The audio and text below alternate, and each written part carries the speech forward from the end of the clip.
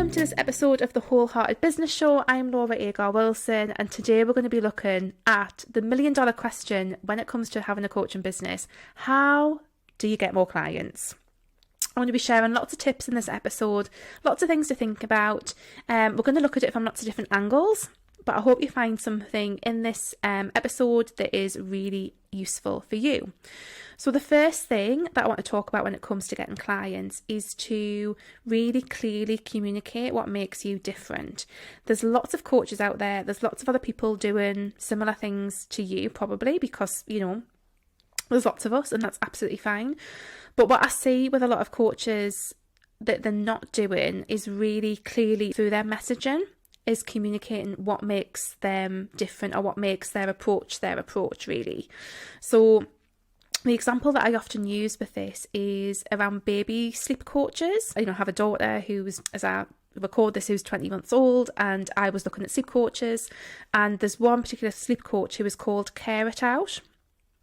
And I really loved that was her name, because it's kind of a play on the cry it out approach, which is what a lot of sleep coaches do teach, and it's not something that I personally wanted to do. So she communicated that in a really simple, instant way. Care it out, what her methods were, that they were not crying out, that they were much more caring and gentle. And I think if you can communicate something about what it is that you do in that way, it's not the easiest thing. It's not as, that's a very clear-cut example. And it doesn't necessarily have to be that clear-cut. But I think if you can communicate, like, the way that you're different, perhaps the type of people who you work with, or the specific way that you work with them, it's going to make it a lot easier to attract people in to become clients.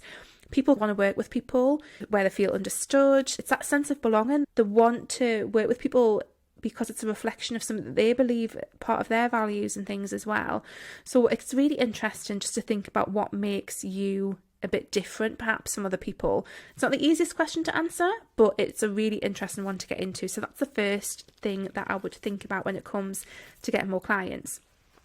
The second one, this is a bit more of a practical tip, and this kind of depends, I think, on what your kind of niche is, but this tip is to be present in Facebook groups. So there's lots of different Facebook groups out there. Depending on what their rules are, there might be specific promo threads that you can post in, or it might just be about you being in those groups and actually just being helpful and answering questions when people have them.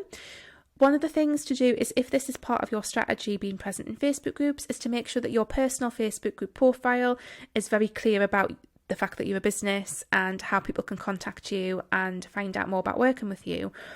This is a bit of a mistake that I've seen a few people make, is that they are really, really helpful in Facebook groups, but when you go and click on their profile to look at their personal profile, there's nothing on there about the business. So just make sure that your personal profile signposts people towards your business offerings and how they can work with you, if that's one of the strategies that you want to carry out. The third tip when it comes to getting more clients is to send out a friends and family email. This is quite a common kind of tip when it comes to getting more clients, but it's really useful, especially if you're first starting out. And all this is sending an email to basically, ideally, everyone you know. And it just basically says, hey guys, you might not know this, but I'm now a fully qualified coach doing this kind of work. If you or anyone you know would benefit from this kind of support, please do get in touch. And this is where you can offer perhaps a free call or perhaps a paid one. It's totally up to you. There's different ways you can approach that. But this is really good. It's really about word of mouth. It's really about starting to put the feelers out. And it's just a really solid thing to try, especially when you're starting out.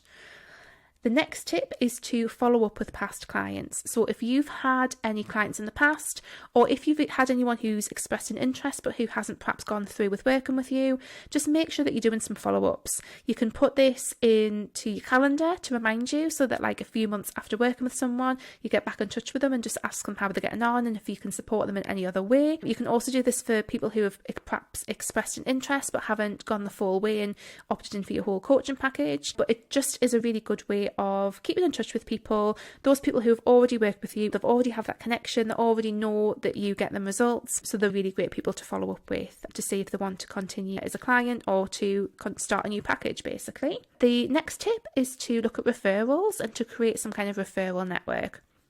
Again, depending on what niche your business is in, this can be really, really helpful. So let's say that you specialize in a certain area and you have friends perhaps who you've been through like a coaching qualification with. You could have an informal referral network with them. So if they get a client, it's not quite the right fit for them, but it is for you, that they would refer them to you, and vice versa, where you might want to have a referral fee as part of that. And that can work really well. So building those referral networks, thinking of where the kind of people who might want to refer people into you, if you're a health coach, this might even involve looking at if there's any spas or any like wellbeing centres. There's all sorts of different ways that you can approach this. So just think about how you can build a referral network. The next tip is to build your email list. This is another one of those things where I will bang my drum that is really helpful when you go in a business. Building your email list is a really useful way of getting clients, because once someone is on your list, you have a much better chance of building that relationship with them. You can sell to them much more effectively, and you can serve them really effectively as well with free content. Building an email list makes sense on every single level, and if you're not doing enough with that, it's really something to start looking at in a lot of detail, because it really does help you get clients in the long run. What I find with email list building is that it's a slower form of marketing, but hopefully we're all here to build sustainable long-term businesses that are going to see us well into the future. So building your email list just makes loads of sense, certainly when it comes to getting clients and customers further down the line.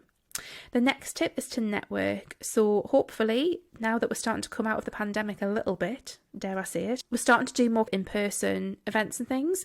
And if you can speak at an event, or actually online, if you can speak at a summit or some kind of online event as well, but any networking, any speaking at events, any getting yourself in front of new people where you can talk about your work, that's really going to help get clients. You can pitch at those events if the organizer allows you to do that. And again, it can build up that word of mouth. Anything where you are in the same room as people, when you can really create that connection, really engage with people, leave an impression with them, all of those things are really useful for when it comes to getting clients. I used to speak at a local business network. It used to happen here where I live in Durham in Northeast England, and I would go along and I would do a talk about self-care back when I was a health coach, and it was always a really effective form of networking, of getting myself out there, of people knowing what it is that I did, and of getting clients as well. So that's a really good tip to think about as well.